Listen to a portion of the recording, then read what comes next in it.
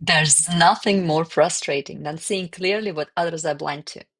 Day after day, you, the IP professionals, witness critical opportunities squandered and risks ignored, while your expertise that could transform your organization's competitive position, is treated as an afterthought, a necessary evil, a cost center to be minimized. It's bloody maddening, isn't it? You know the statistics called between 80 and 90% of your company's assets are intangible. That's not my opinion. That's those Ocean Thomas analysis of the S&P 500. You've seen those charts yourself. The very innovations, brands, and secrets that you are supposed to protect are what separate market leaders from also-rans. And yet, how often do you find yourself explaining the same basic concepts to executives who should know better? How often are your recommendations ignored? Until crisis strikes? How many times have you watched in frustration as golden opportunities slipped away because decision makers simply couldn't grasp what seems blindingly obvious to you? This is what I call the IP decision making dilemma. A pattern where even brilliant executives consistently undervalue your work and make catastrophically poor decisions about their most precious assets. It's not because they're stupid, and it's not because you are bad at your job. It's simply because they're human. The executive mind isn't wired to naturally grasp the value of intangible assets. Neither was yours once. You trained it. Our psychological architecture was shaped by millions of years of evolution, focused on concrete, immediate threats and opportunities, not some sort of abstract legal constructs that protect market share within this and 2 decades. To begin with, let me name the devil and lay out the psychological barriers you're actually fighting against. First one is the patent paradox. Executives systematically undervalue their own IP while overestimating their freedom to operate around competitors' rights. When you bring competitors' patent to their attention, what do they say? We don't need to worry about patents. We can always invent around them. That's what they declare, moments before passionately arguing that their company's latest innovation is so revolutionary that no competitor could ever replicate it. This dissonance, it's baked into human cognitive architecture. Executives simultaneously dismiss competitors' IP rights while maintaining an almost mythical belief in their own innovation capabilities. This cognitive bias runs particularly deep, especially in technology-driven industries, where the rapid pace of innovation can create a dangerous illusion of invulnerability. Linked to that, overconfidence bias. That will never happen to us. Yeah, right. From casual dismissal of trademark clearance reports to dangerous complacency in trade secret protocols, executives routinely exhibit what psychologists have identified as optimism bias or overconfidence bias. That's essentially the same thing. A deeply rooted tendency to view their organization as somehow magically immune to the risks that befall others. You've all lived this scenario, haven't you?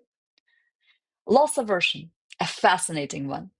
Your executives feel the sting of losses with approximately twice the intensity that they feel equivalent gains. So when you recommend abandoning an irrelevant patent, they will hesitate. When you suggest licensing technology rather than developing it in-house, they resist giving up control. They're not being irrational. They're being predictably human. The endowment effect. The moment something becomes theirs, its perceived value skyrockets in their minds. Their baby is precious. Remember, the deeper the personal investment, the wider the value gap between what something is objectively worth and what its champion believes it deserves. The endowment effect becomes particularly toxic in partnership negotiations, where it can create a perfect storm of competing biases.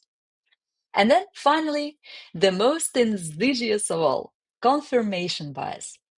Your executives unconsciously filter information to confirm their existing beliefs, also about the IP landscape.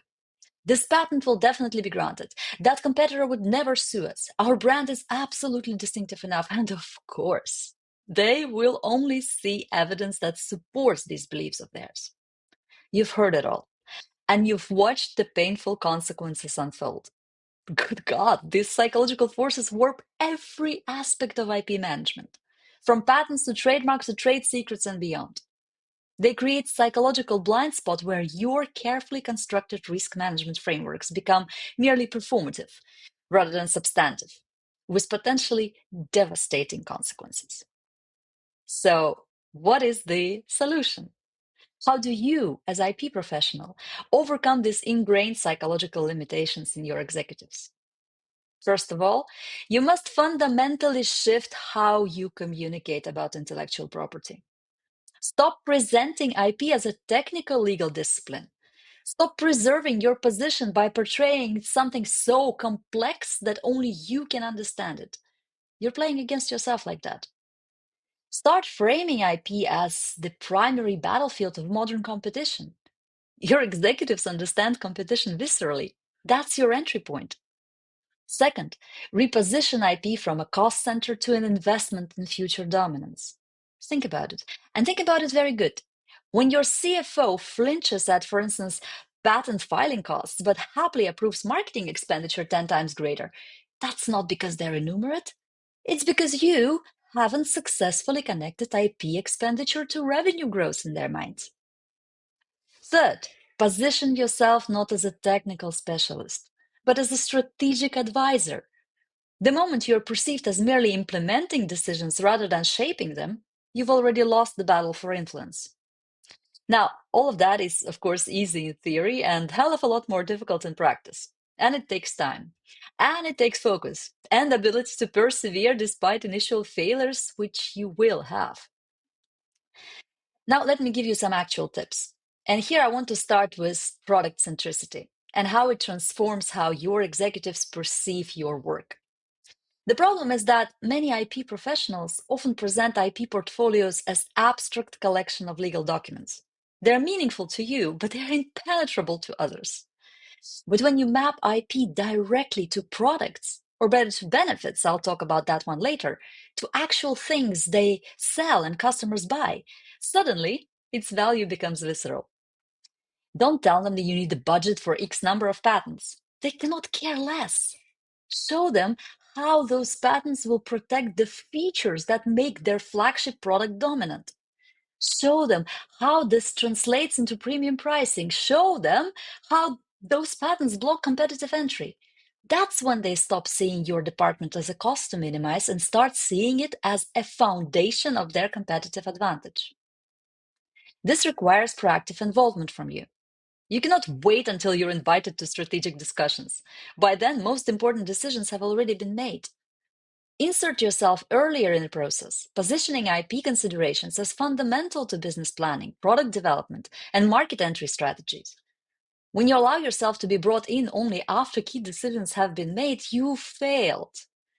But when you fight for a seat at the table from the very beginning, when you help shape the strategy rather than merely implement it, that's when you transform from a service provider to a value creator. Okay, you might think, Maria, that's all good theory, but how do you actually do it? Here, let's talk about communication again, because this is where so many brilliant IP professionals fail catastrophically. You must speak the language of business, not law. Your executives don't innately care about filings or trademark registrations. They don't care that it's incorrect to say patent the logo, that you must register it. They care about growth, efficiency, and risk management. So translate.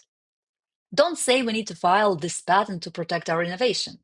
Instead, say something like, by patenting this technology, we secure exclusive rights to monetize it for the next 20 years at a premium price. Our competitors will be legally barred from copying our most distinctive features.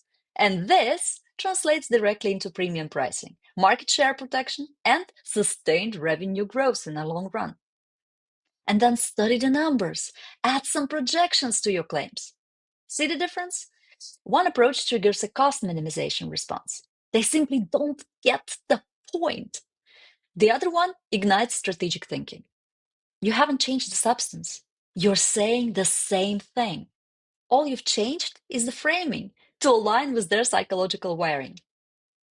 And for God's sake, quantify whenever possible. You know your business. Get the numbers. Make sure they're relevant and relatable. Executives respect data that connects to outcomes they care about. Show them revenue generated by IP protected products. Show them the cost of litigation avoided. Don't know it? Project, calculate. Filings, trademark registrations, they don't care about that. But show them the numbers which are relevant.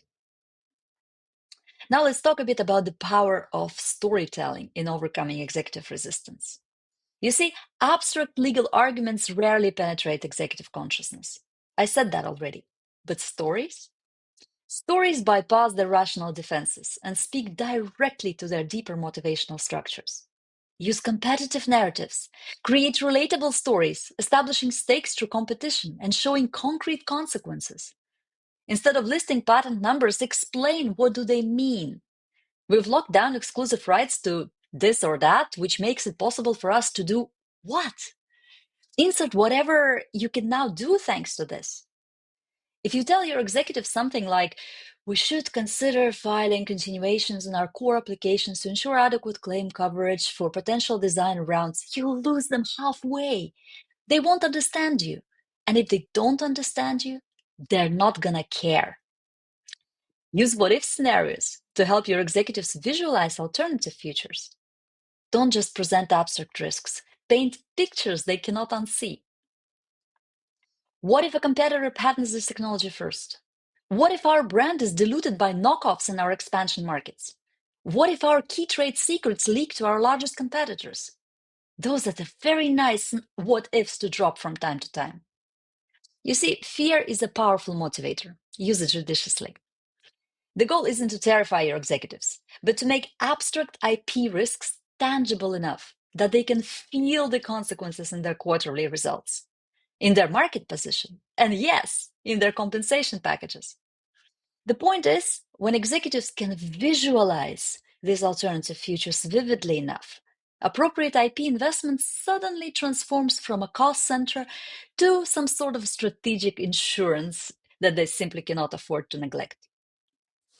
What else? Make it personal. Show how strong IP aligns with their own vision and goals. Connect IP to the legacy they want to leave. Remember, people don't just make decisions with their heads that are already heavily biased, as you have already known. But it's even worse. People make decisions based on their identity and meaning, their perceived meaning.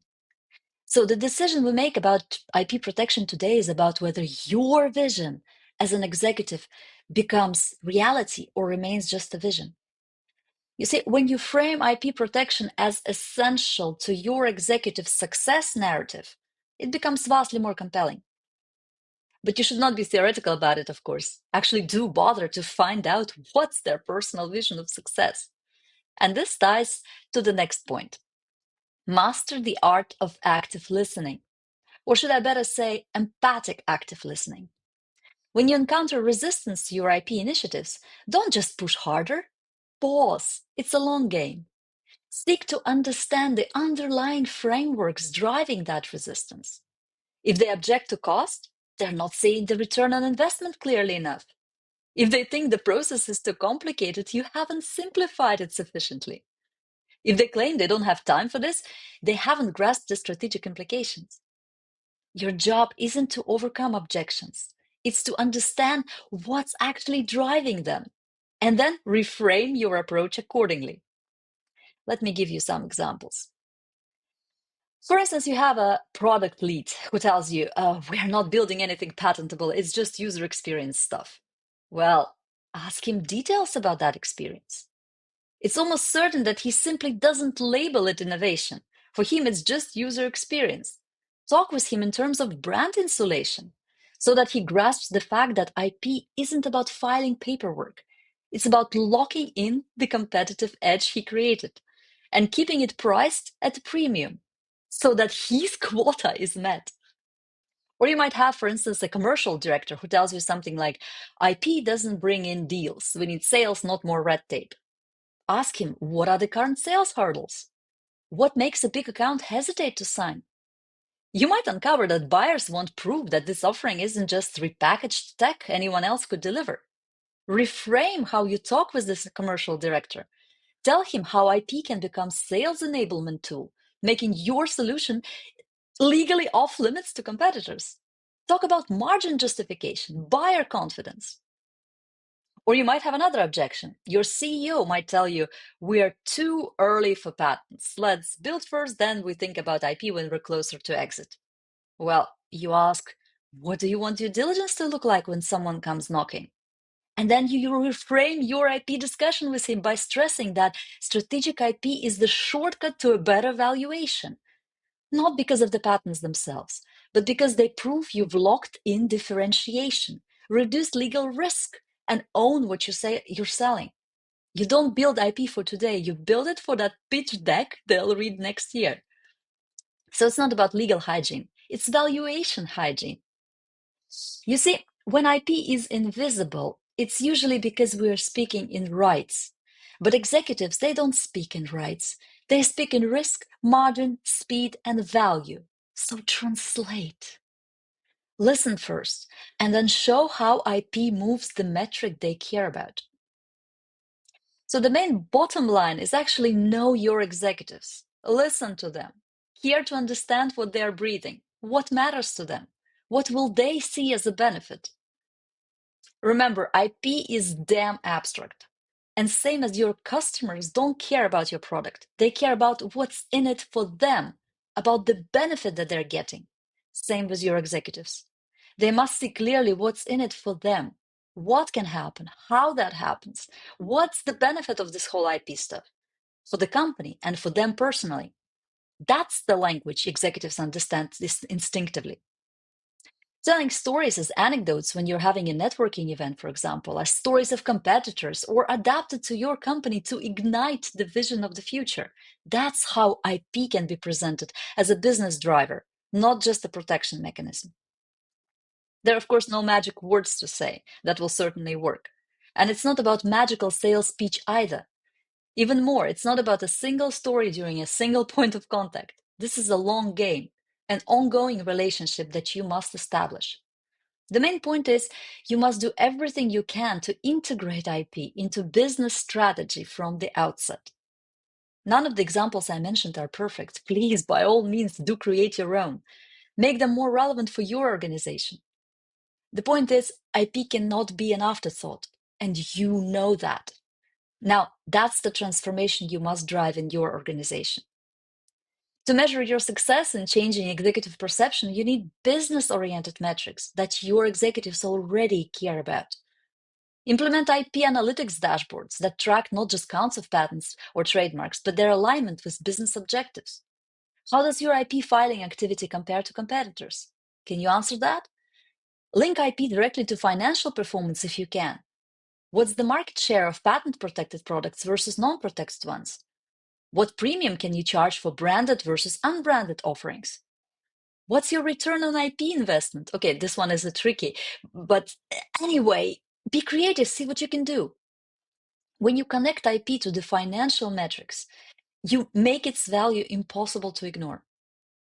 Benchmark against competitors rigorously. It's not about having more patents, it's about having the right patents. You know that.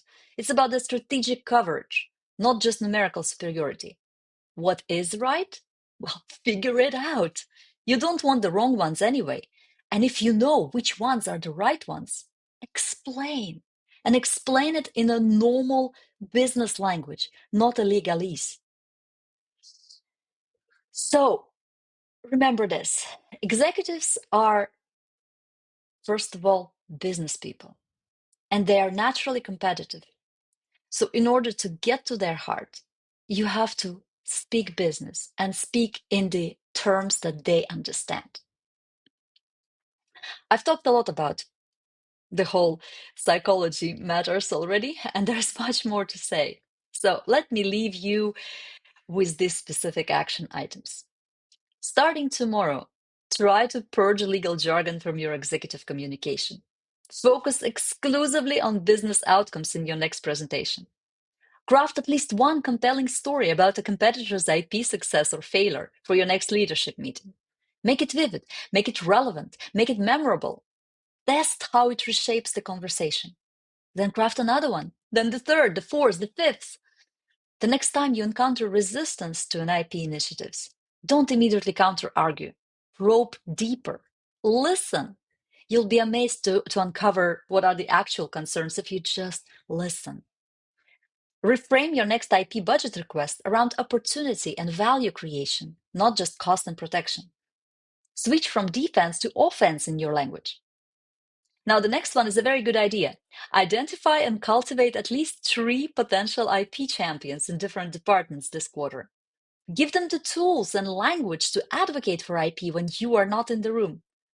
Network within your own organization, for God's sake. Convert one person at a time and you'll create an army before you know it. If you're an outside counsel, this is of course trickier, but there's also more than one channel to your client's heart. Structure your next IP discussion like a strategic briefing, not a legal presentation.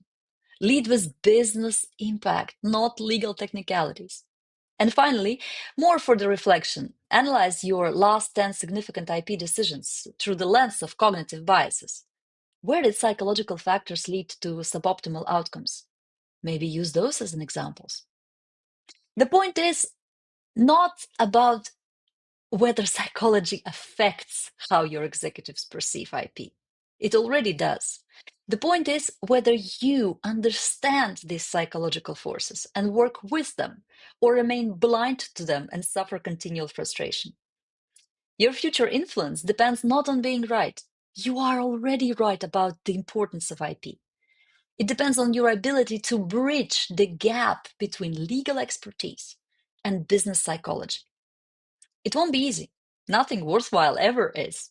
But this is how we elevate intellectual property professionals to the strategic partners they deserve to be. By the way, a short advertising. I've recently published a book called The Psychology of IP, which dives deeper into everything I talked about today.